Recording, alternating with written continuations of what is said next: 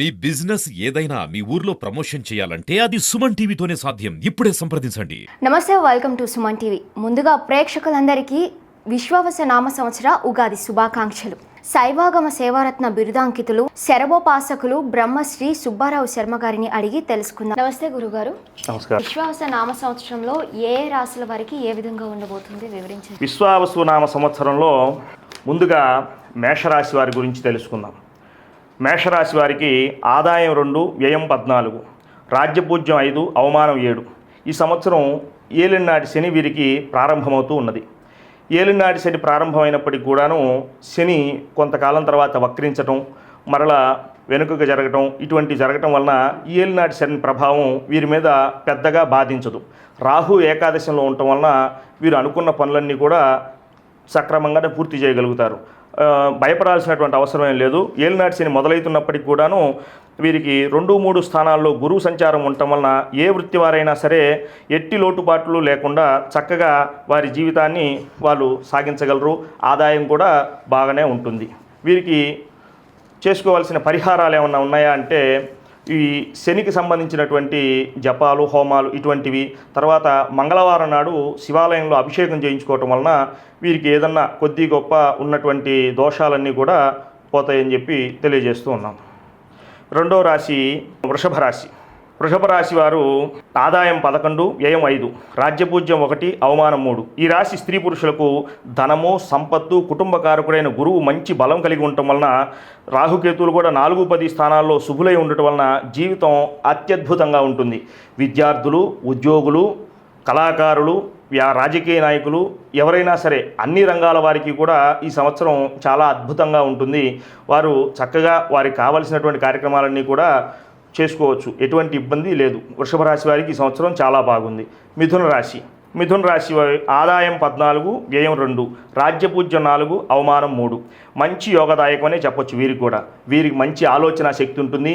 వీరి సలహాలు ఇతరులకు ఎవరికైనా వీరు సలహాలు ఇచ్చినట్టయితే ఆ సలహాలు పొందినటువంటి వారు కూడా చాలా మంచి ఉపయోగకరమైన సలహా ఇచ్చామని చెప్పి వీరిని అభినందించడం జరుగుతూ ఉంటుంది. అదేవిధంగా ఆలోచన శక్తి ఎలాంటి సమస్యనైనా సరే చక్కగా పరిష్కరించి లాభాన్ని పొందుతారు. వీరి యుక్తి చాతుర్యంతో అంటే వీరి తెలివితేటలతోటి గతంలో నష్టపోయినటువంటి ద్రవ్యాన్ని కూడా వారు తిరిగి పొందేటువంటి అవకాశం ఉంది ఈ సంవత్సరం. ఈ యొక్క మిథున రాశి వారు. కర్కాటక రాశి. కర్కాటక రాశి వారికి ఆదాయం 8, వ్యయం 2, రాజ్యపూజ్యం 7, అవమానం 3. ఈ రాశి వారికి జూలై నుంచి బాగా యోగదాయకంగా ఉంటుంది. రాబో 3 సంవత్సరాలు కూడా అత్యద్భుతంగా ఉంటుంది. ఈ సంవత్సరం ఏదైతే ఏప్రిల్, మే, జూన్, జూలై కొంత దాకా వీరికి కొంత ఇబ్బందికరంగా ఉంటుంది. తర్వాత నుంచి వీరి యొక్క జీవితం చాలా బాగుంటుంది. తర్వాత వచ్చేటప్పటికి సింహరాశి. సింహరాశి వారికి ఆదాయం 11, వ్యయం 11, రాజ్యపూజ్యం 3, అవమానం 6. శుభాశుభ మిశ్రమ ఫలితాలు వీరికి శుభాశుభ మిశ్రమ ఫలితాలు. వీరికి అష్టమ శని వస్తున్నాడు ఈ సంవత్సరం.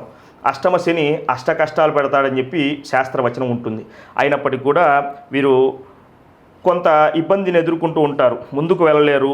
అకారణంగా మాటలు పడటం, రావాల్సిన బాకీలు రాకపోవటం, ఆదాయానికి అంతరాయం కలగటం, లోపల అధైర్యపడటం తొందర తగదు. ఆలోచించి నిర్ణయాలు తీసుకోవటం మంచిది. జన్మకేతు, సప్తమ రాహు, అష్టమ శని ప్రభావం ఎక్కువగా ఉండటం వలన ప్రతి విషయంలో జాగ్రత్తగా ఉండటం అవసరం.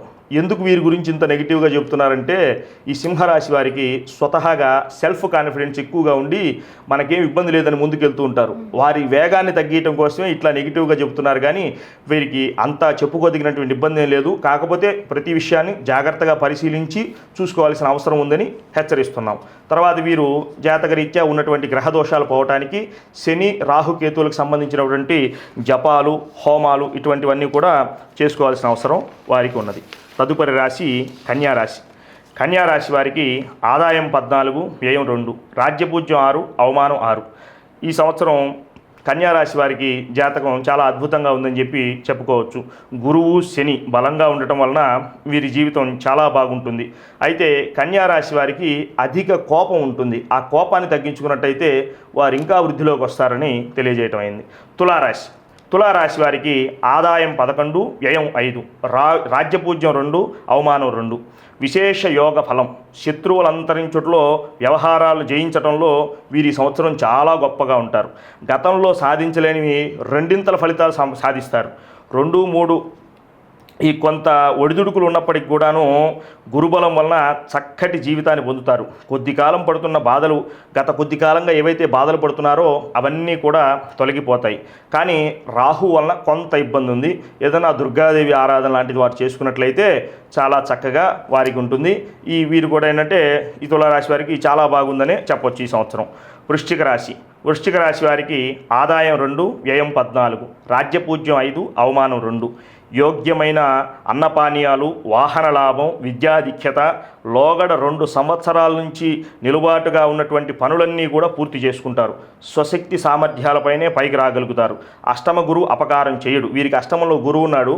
సాధారణంగా అష్టమంలో ఉన్న గ్రహం ఏదైనా ఇబ్బంది పెడుతుందని శాస్త్రం ఉంటుంది. అయినప్పటికీ కూడా అష్టమంలో గురువు ఉన్నా కూడా వీరికి ఎటువంటి అపకారం చేయడు. శని రాహుకేతువులు బలీయంగా ఉండటం వలన లాభించును. శని స్వక్షేత్రము, రాహుకేతువులు స్థితులు బాగున్నందువలన వీరికి అన్నీ కూడా అనుకున్నవన్నీ జరుగుతాయి. వీరికి ఎవరు సపోర్ట్ ఇచ్చేవారు ఉండరు. వారి స్వశక్తి మీదనే వారు పైకి వస్తూ ఉంటారు. ఆ విధంగా ఈ సంవత్సరం కూడా వారు చాలా వృద్ధిలోకి వస్తారు. గత 2 సంవత్సరాలుగా ఏవైతే వారు చేయలేని పనులు ఉన్నాయో అవన్నీ కూడా ఈ సంవత్సరం చేయగలుగుతారని చెప్పి తెలియజేస్తున్నాం. ధనస్సు రాశి వారికి ఆదాయం 5, వ్యయం 5, రాజ్యపూజ్యం 1, అవమానం 5.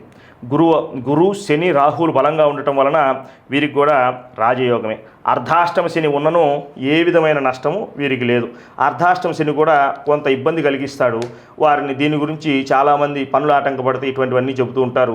మిగిలిన గ్రహ సంచారం అంతా కూడా బాగుంది కాబట్టి అర్ధాష్టమ శని వలన వీరికి వచ్చినటువంటి నష్టం ఏమీ లేదు. మంచి యోగమైన కాలమే. వీరి మేధస్సుకు తోడు గ్రహబలం, దైవబలం కూడా తోడుండటం వలన వీరు అన్నీ కూడా వారి దైనందిన కార్యక్రమాలన్నీ కూడా చాలా చక్కగా నెరవేర్చుకుంటూ అభివృద్ధి పదంలోకి వస్తారు. మకర రాశి వారికి ఆదాయం 8, వ్యయం 14, రాజ్యపూజ్యం 4, అవమానం 5. ఇది మకరం, కుంభం 2 కూడా శనికి సంబంధించినటువంటి రాశులు. ఈ రాశి వారికి ఏలినాటి శని దోషం ఈ 30వ తారీఖు తోటి, అంటే నిన్నటితోటి పూర్తిగా ఈ 30వ తారీఖు తోటి ఏలినాటి శని పోతుంది. ఈ మార్చి 30వ తారీఖు తోటి. తర్వాత వీరికి ఆదాయానికి మించిన ఖర్చులు మాత్రం ఉంటాయి. అయినప్పటికీ కూడా అధికార ప్రాప్తి, ఎవరికి తల వంచాల్సిన పని ఉండదు. కానీ దైవబలంచే కొన్నిటికి వీరు స్వతహాగా తలంచాల్సి వస్తుంది. స్థానబలం ఎక్కువ, ఎవ్వరూ వారిని ఏమీ చేయలేరు.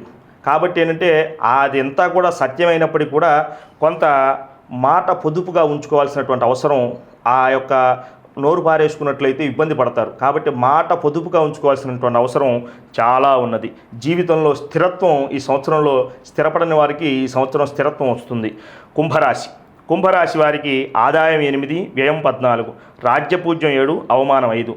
ఏలినాటి శని ప్రభావం ఎక్కువగా ఉంది.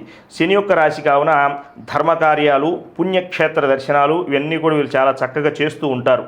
రాహుకేతువుల వలన శరీర బాధలు, నరాల బలహీనత, గురు ప్రభావం యోగదాయకంగా ఉంది. జన్మ రాహు వలన గృహంలో స్థానచలనం, కోర్టు వ్యవహారాలు ఇరుక్కోవటం, లేనిపోని అపవాదులు, మనస్థిమితం లేకపోవటం ఇటువంటివన్నీ కూడా ఈ సంవత్సరం కుంభరాశి వారికి కొంత ఉన్నాయి. వీరన్నీ కూడా కుంభరాశి వారు చాలా జాగ్రత్త పరులు. వారి మనసులో ఏముందో వారు చెప్తే కానీ ఎవరికి తెలియదు అనమాట. అంత జాగ్రత్తగా, అంత స్పష్టంగా ఉంటారు వారు. అయినప్పటికీ కూడా ఈ సంవత్సరం గ్రహస్థితులు బాలేని కారణంగా కొన్ని ఇబ్బందులు ఎదుర్కోవాల్సిన అవసరం వస్తుంది. వారు చక్కగా రాహుకి ఏదన్నా చేసుకున్నట్లయితే, శనికి రాహుకి సంబంధించినటువంటి జపాలు, హోమాలు ఇటువంటివి చేసుకున్నట్లయితే వారు చక్కగా వారి యొక్క దైనందిన కార్యక్రమాలన్నీ కూడా పరమేశ్వరుడి దయతోటి చక్కగా జరుగుతూ ఉంటాయి. అదేవిధంగా ఆఖరి రాశి మీనరాశి గురించి చూసుకున్నట్లయితే ఆదాయం 5, వ్యయం 5, రాజ్యపూజ్యం 3, అవమానం 1. ఏలినాటి శని ఈ సంవత్సరం వీరికి ఉంది. గత ఏలినాటి శని వీరు 2వ దశలో ఉన్నారు. ద్వాదశ రాశుల వలన జీవితం పరీక్ష కాలమా అన్నట్లు ఉంటుంది. వీరిలో ఉన్నటువంటి నేర్పు, దైవబలం వలన కొంత ఊరట లభిస్తుంది. స్వతహాగా మీనరాశి వారందరూ కూడా ఎక్కువ మంది బాగా మేధస్సు కలిగినటువంటి వారు, పాండిత్యం కలిగినటువంటి వారు ఉంటారు. ఏ రంగంలో వారైనా సరే వారి యొక్క మేధస్సు, వారి యొక్క బుద్ధి కుశలతోటి వారు చాలా కార్యక్రమాలు ముందుకు తీసుకొని నడిపించగలుగుతారు. అయితే వీరు కూడా రాహుకేతువులకి, శనికి సంబంధించినటువంటి శాంతులు చేసుకున్నట్లయితే ఈ యొక్క గ్రహ బాధలు ఏవి కూడా వారిని బాధించకుండా ఉంటాయని తెలియజేస్తూ ఉన్నాం. మీ ఇంటి ఇలవేలుపు ఎవరైతే ఉన్నారో వారికి దండం పెట్టుకొని, ఏ పని చేస్తున్నా ఇంట్లో వారికి చెప్పి, ఇలవేలుపు ఎవరైతే ఉన్నారో వారికి చెప్పి మీ పనులు మీరు చేసుకోండి. పరమేశ్వరుడు మీకు ఎప్పుడు తోడుగా ఉంటాడు. హర నమః పార్వతీపతయే, హర హర మహాదేవ, శంభో శంకర. ధన్యవాదాలు గురువుగారు. ఈ విశ్వాస నామ సంవత్సరం గురించి చాలా చక్కగా వివరించారు. ఇలాంటి మరిన్ని ఆసక్తికర విషయాలు తెలుసుకోవడం కోసం చూస్తూనే ఉండండి సుమన్ టీవీ ద్వారకా తిరుమల.